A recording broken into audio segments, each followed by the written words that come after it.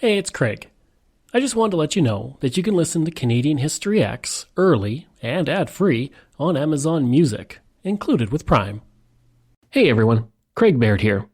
Before I begin today's story, I want to take a moment and ask that you check me out on Patreon at www.patreon.com/CanadaEHX.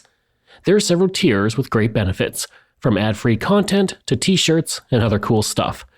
And if you're a fan of Canadian History X, make sure you check out my other shows, From John to Justin and Canada, A Yearly Journey.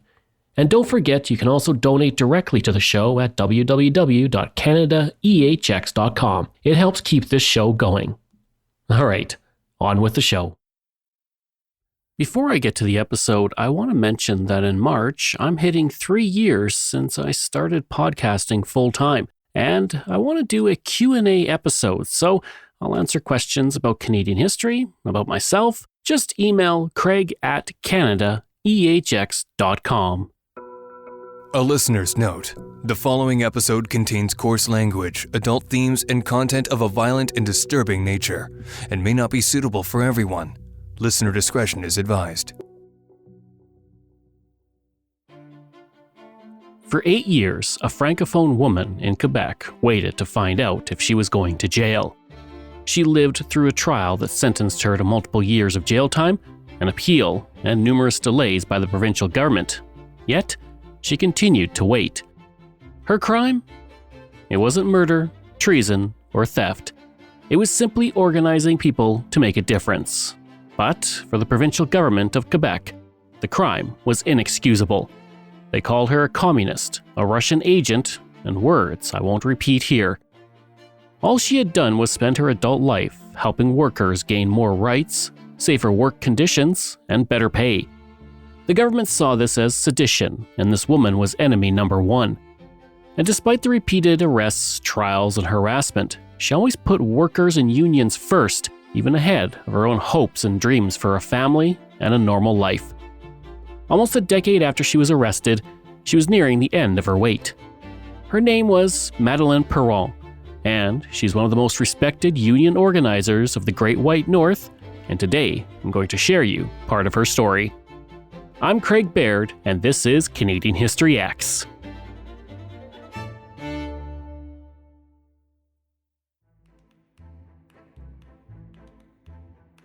The story begins in Montreal on June 23, 1918, when Madeleine Parent was born to Marie Anne Rita Forrest and J.B. Parent. As a child, Madeleine was educated in French at the Ville Marie Convent and English at the Trafalgar School for Girls. At the convent, she saw that the servant girls who worked and cleaned were treated as second-class citizens, receiving low pay and living in poor conditions. She said they got up at 5 a.m., served the girls after Mass, and throughout the day scrubbed floors and stairs, yet they were kept away from everyone else by the nuns. She said, quote, "We were not supposed to fraternize with them in any way. They were just non-persons in the convent.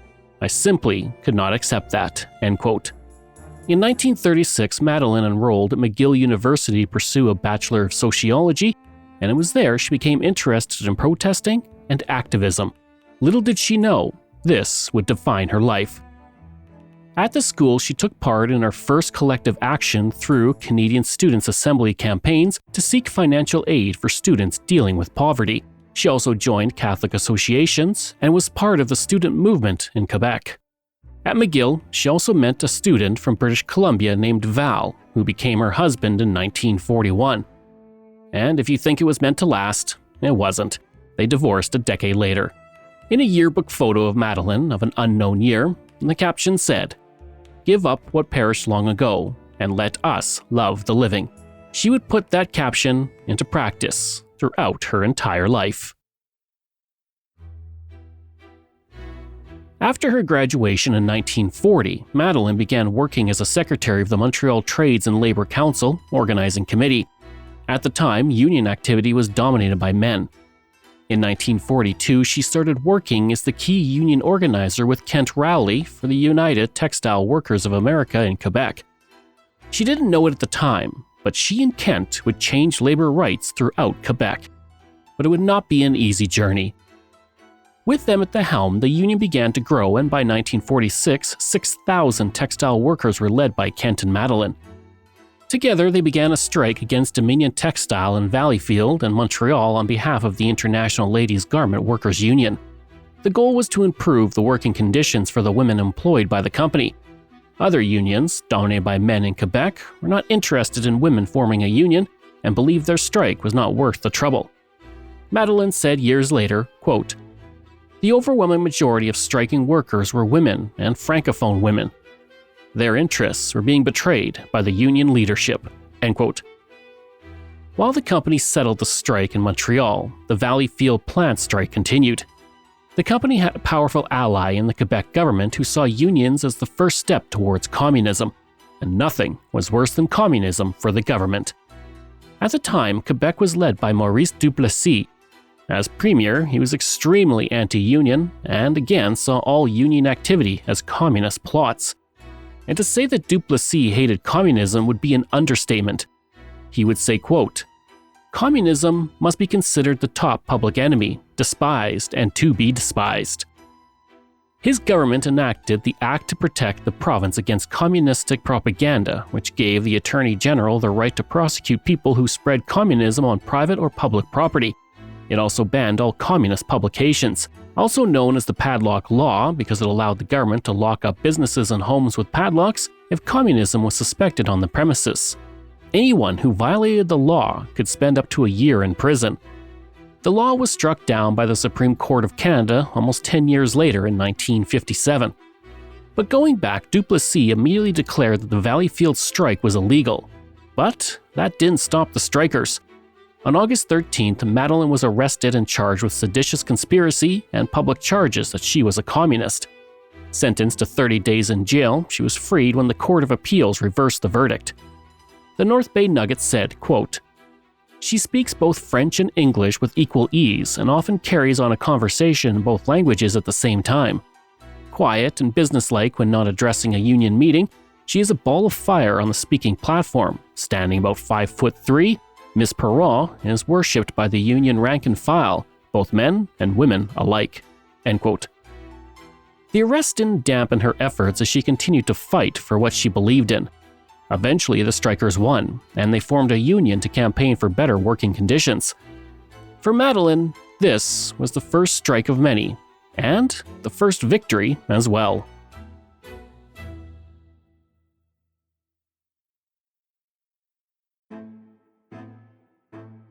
On April 10, 1947, 700 wool workers aligned with the United Textile Workers of America waged a strike that would rage for weeks.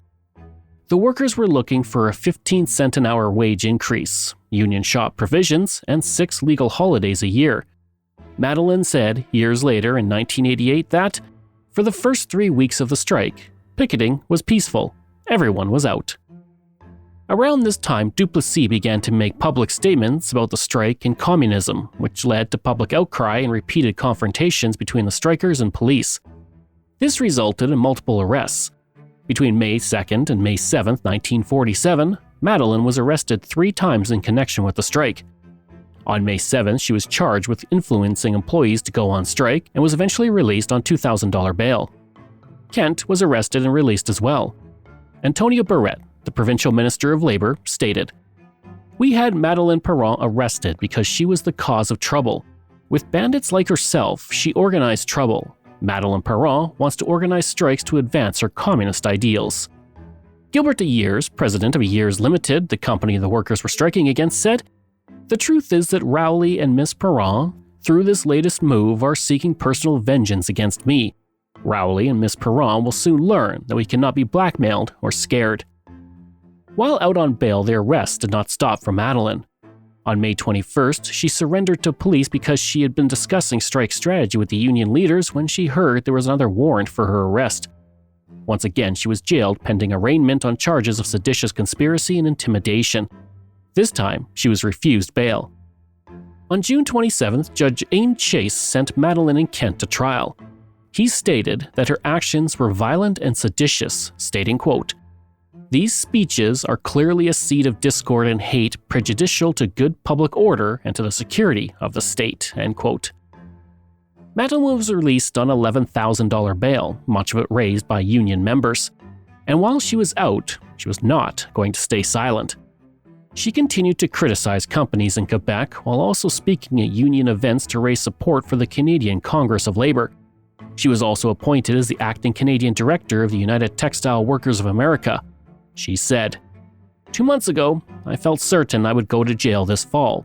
Now I feel I stand a chance of retaining my freedom." On November 26, 1947, her trial began with Justice Philemon Cassanu presiding. He made no secret of where his loyalties lied. He had been the president of the Conservative Party at the turn of the century. That party morphed into Union Nationale with Duplessis, who was a close friend and who was now leading the province. Cousineau was not a fan of unions, equating picketing with an act of war. And by this point, the workers Madeleine had organized and represented had lost their strike. This was because Premier Duplessis had sent in 250 armed provincial police to break the strike, and many union leaders were arrested. However, during her trial, it was revealed that the police who broke the strike were paid an extra $40 per week, about $551, and given all the liquor they wanted as a reward. The company also gave each officer 2 of the best blankets sold by the company when they broke the strike. Through the trial, Duplessis called the courthouse, giving the Crown prosecutor instructions on how to proceed against Madeleine. And the trial raged through the winter until February 7th, when a jury deliberated for only 45 minutes and found Madeleine and Kent guilty of seditious conspiracy. Kent was given a 6-month prison term, while Madeleine was sentenced to 2 years in prison. Madeleine chose to appeal her sentence and was released on $3,000 bail. One reason for the appeal was that the judge made unfavorable comments about unions in his charge to the jury, while also allowing prosecution witnesses to read their evidence from a prepared document, but refusing the same right to defense witnesses. Things then moved slowly as the appeal process began. Finally, on May 31, 1949, 2 years after she was first arrested, Madeleine had her sentence and conviction set aside and a new trial was ordered. But if things were slow before, now they were glacial. Madeleine said that every autumn she went to the court, and each time the Attorney General stated that it was not in the public interest to proceed with the new trial at this time. She said, "It was an injustice, but part of my life, part of history, a McCarthy-like attack on people standing up for their rights." Things continued to drag on until 1955 when she was finally acquitted. For Madeleine, the trial hanging over her for years came at a great cost. She had wanted children, but she did not want to have to ask Duplessis for compassion should she have to go to jail while pregnant or as a mother. So, she chose not to have kids. And by the time she was acquitted, she was 37 and felt that it was too late. She said, "I think it was worth it. I've been called a witch, a mole, a lesbian, everything you could think of." The entire affair became the longest trial in Quebec's history to that point, and despite the close call of spending a few years in jail and the constant harassment by the government, Madeleine did not give up her union activities. Throughout those 8 years, she continued to help unions gain recognition in Quebec. In November of 1949, she organized 75 workers of the Heald Brothers Limited into a union so they could push for higher wages and better working conditions. She told them, quote, "We cannot promise you anything definite. It all takes time. But we do promise you your wages will be increased. The union is interested in obtaining sickness, accident, and hospitalization insurance paid completely by the company, and we're going to demand that there be no distinction between men and women workers." End quote. Once again, in September 1950, Madeleine was arrested, this time on charges of causing a disturbance at the Dominion Textile Company's plant in Hochelaga. She pled innocent and was released on $500 bail. Her trial was set for October, and once again she was acquitted of all charges. In 1952, she founded the Canadian Textile Council with Kent Rowley, him as president, and she served as the secretary-treasurer. 1 year later, Madeleine and Kent became not only work partners, but life partners when they married.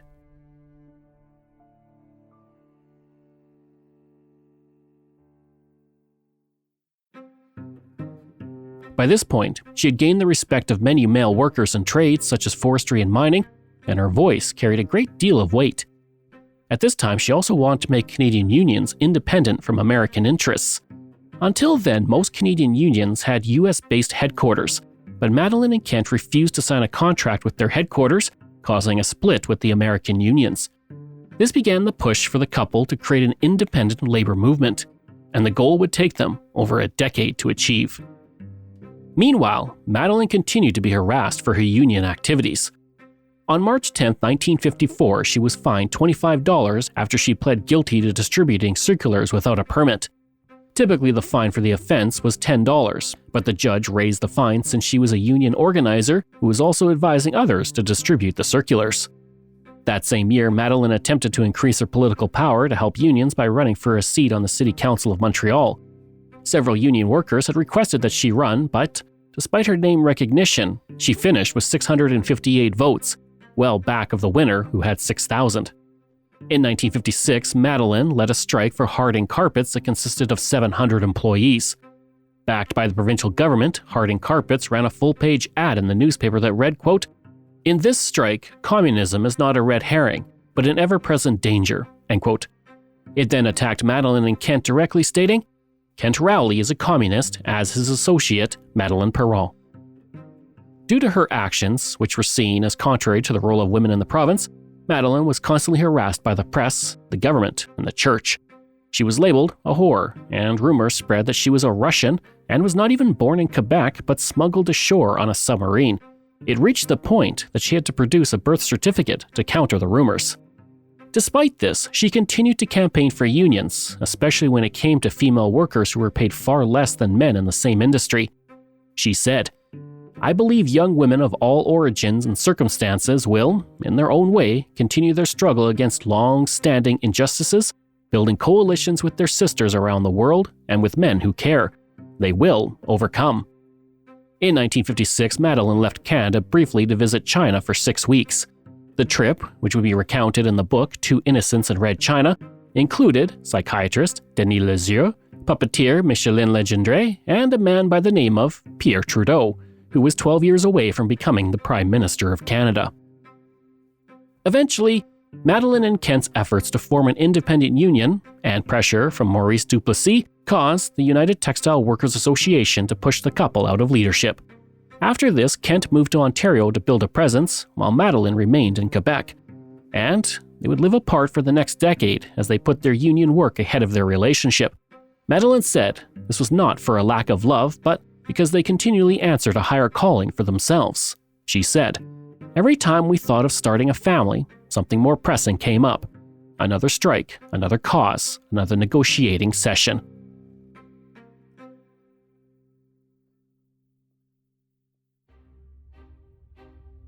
Things slowly began to change with the death of Duplessis in 1959.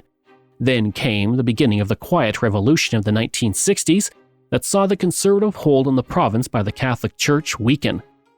Lastly, the provincial government under Premier Jean Lesage liberalized many institutions in the province. And throughout the next several years, Kent and Madeleine toured throughout Canada speaking to workers and helping them form unions or lend their name and recognition to strikers elsewhere in Canada. The couple reunited in Ontario and began to live together again in 1968. It was at this time that Madeleine and Kent founded the Council of Canadian Unions. And this closed the chapter on the 15-year struggle to build the independent Canadian unions. Kent died in 1978, so Madeleine moved back to Quebec. In 1979, she led a bitter strike against PureTex to protest surveillance of workers by closed-circuit television. The company had cameras set up to watch employees, especially the female employees. The door to the women's bathroom even had a camera focused on it, while the men's bathroom did not.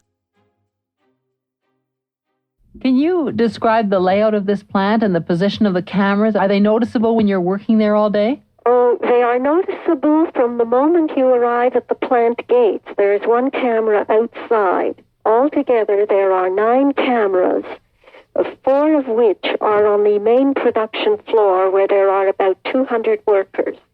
And those cameras are those which affect our people most because they are scrutinizing the work and activities of our people constantly on production work, at sewing machines, cutting tables, pressing, and even when the women go into the washroom and come out of it.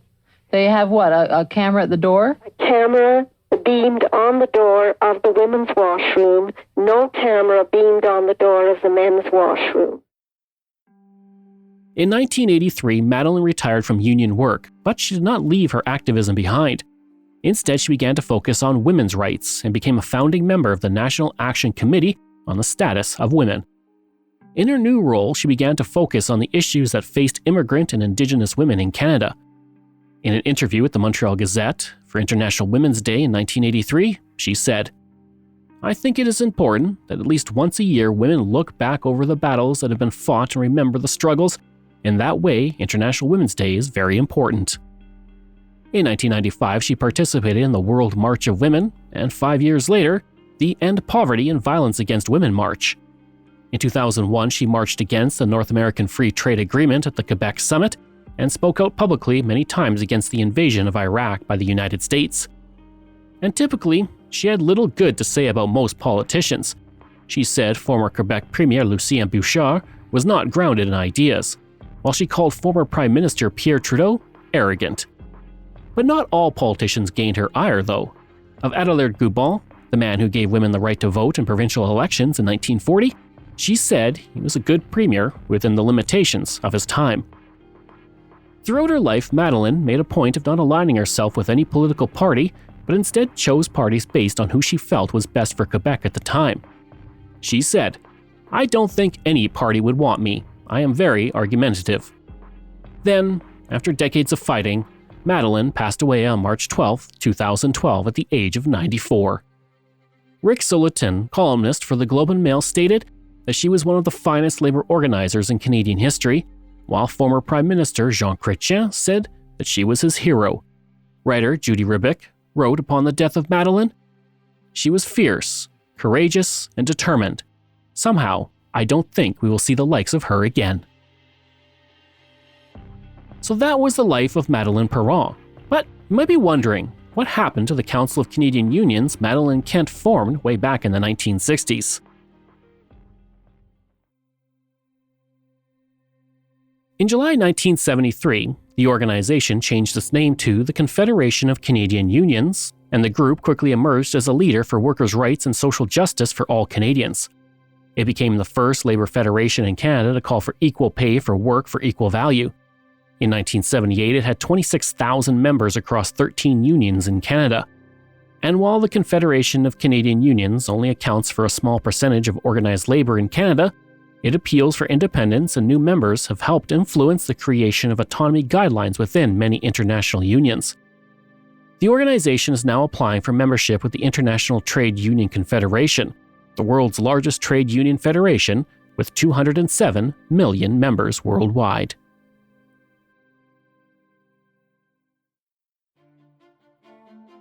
I hope you enjoyed that episode and my look at Madeleine Parent.